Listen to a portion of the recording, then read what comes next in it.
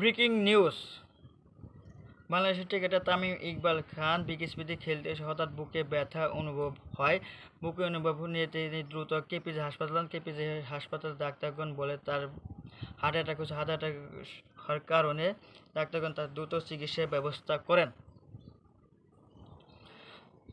খুব দ্রুত চিকিৎসার ব্যবস্থা করেন।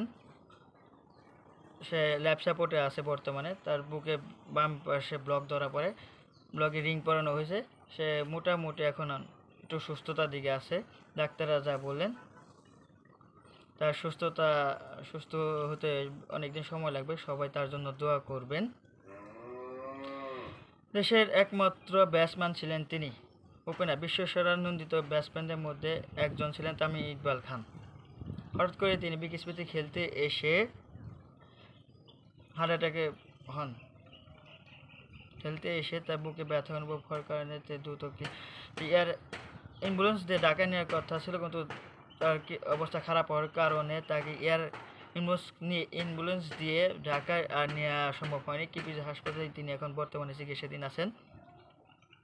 তার জন্য সবাই দোয়া করবেন, সে যেন দ্রুত সুস্থতা লাভ করে।